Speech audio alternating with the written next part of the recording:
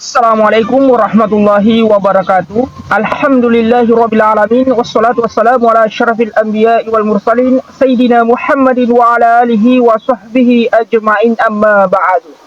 Alhamdulillah wa syukurillah, saudara-saudariku. Pada video kali ini kita akan menyimak ceramah atau kajian Islam dari guru kita Ki Haji Zainuddin MZ yang membahas tentang misi-misi utama daripada Al-Quran. Nah, tanpa berlama-lama lagi saudara-saudariku, mari kita simak bersama. Ini dia misi-misi utama Al-Quran untuk umat manusia. Yang pertama, Al-Quran membebaskan manusia dari ketergantungan kepada benda, membebaskan manusia dari kemusyrikan. 13 tahun misi Rasul sepanjang periode Mekah adalah upaya membebaskan manusia dari ketergantungan kepada benda, dari materialistik, dan dari kemusyrikan.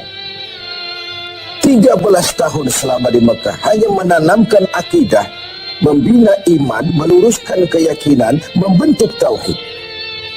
13 tahun digunakan untuk memasang fondasi. Karena bangunan Islam, disitulah letak fondasinya itu. Kita semua tahu, kalau kokoh fondasi, kuat bangunan. Kalau rapuh fondasi, runtuh bangunan. Kalau melenceng fondasi, melenceng juga nantinya bentuk bangunan. Bangunan bagaimana fondasinya? Begitulah gerak hidup manusia bergantung kepada keyakinan yang dimilikinya.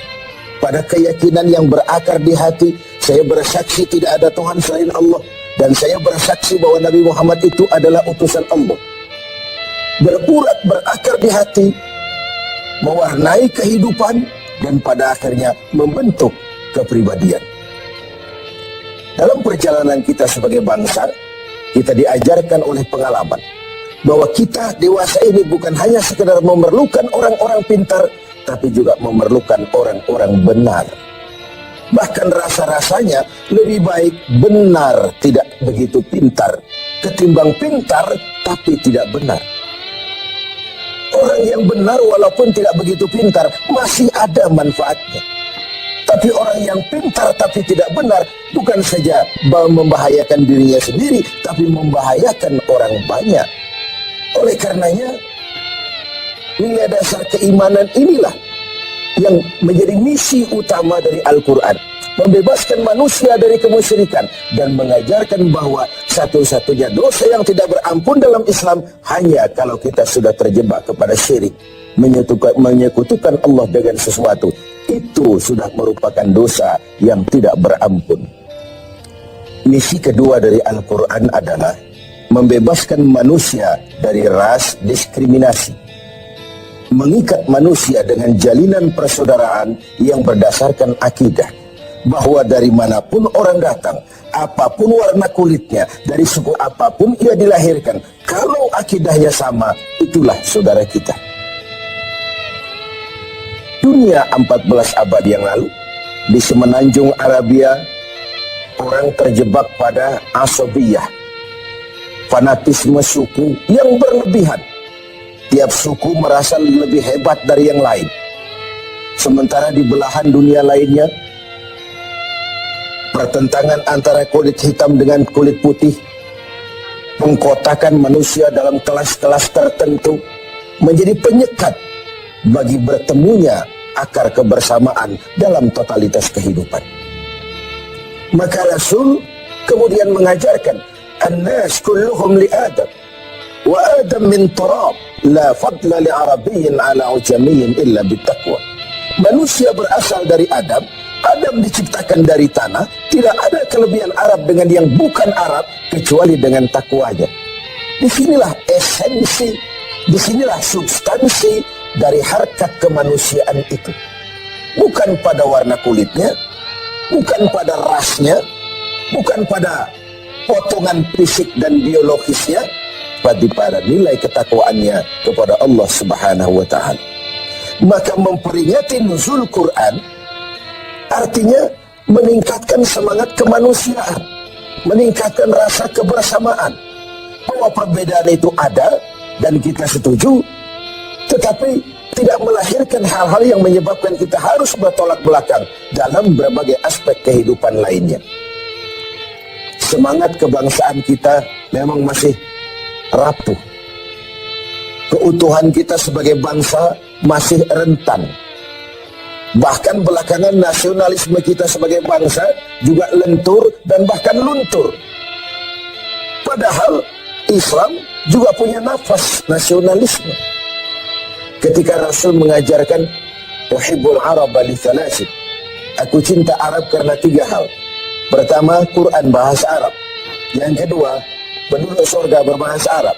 Yang ketiga, aku dilahirkan di tanah Arab.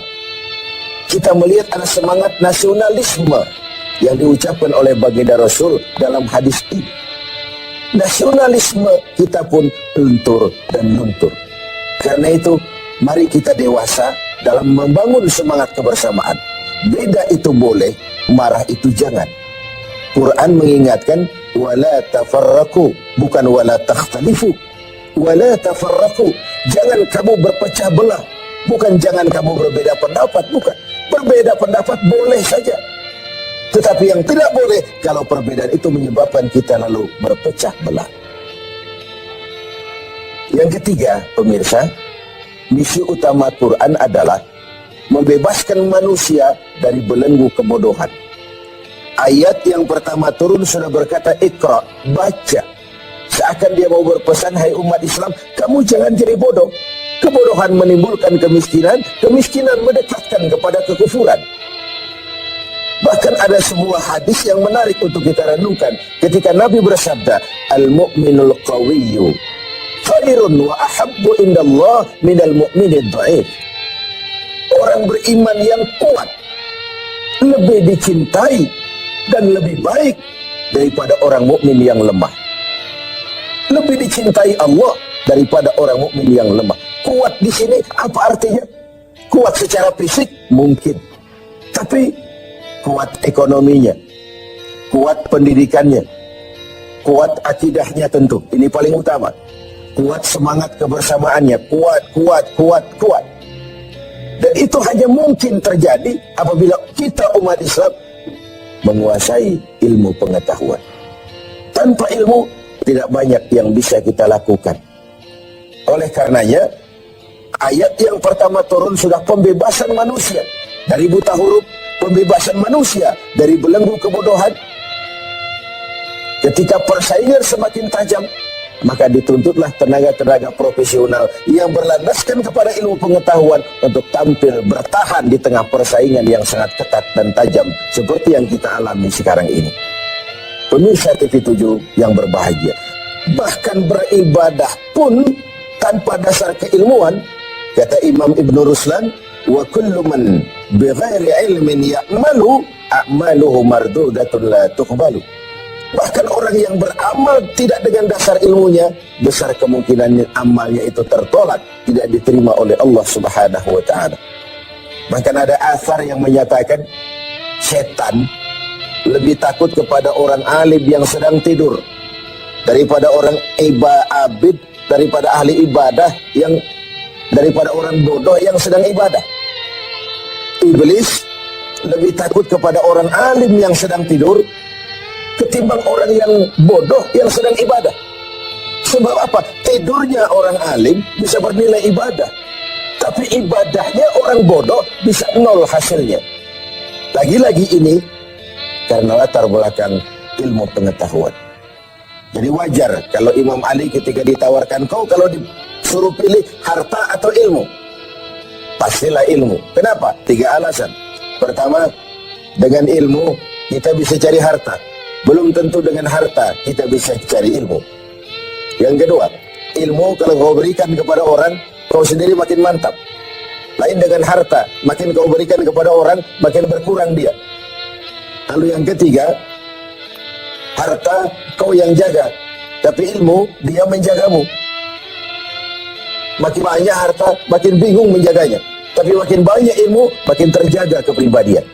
Al-ilmu khairun minal mal, kata Imam Ali. Ilmu lebih utama daripada harta, karena 3 faktor itu tadi. Misi yang keempat dari Al-Quran adalah membebaskan manusia dari gaya hidup sekuler.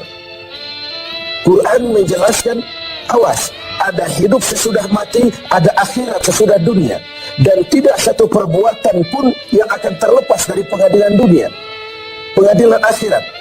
Tidak satu perbuatan dunia pun yang tidak berakibat akhirat. Inilah yang menyebabkan lalu ada filter dalam meraih tujuan yang bersifat duniawi. Ini yang menyebabkan kita tidak terjebak menghalalkan segala cara untuk mencapai sebuah tujuan. Ada hidup sesudah mati, ada akhirat sesudah dunia. Kita akan bergumul dalam semangat hedonisme, sekularistik, materialistis, tanpa adanya keyakinan akhirat. Dan itu hanya menyeret kita dalam sebuah kehidupan yang penuh fata morgana.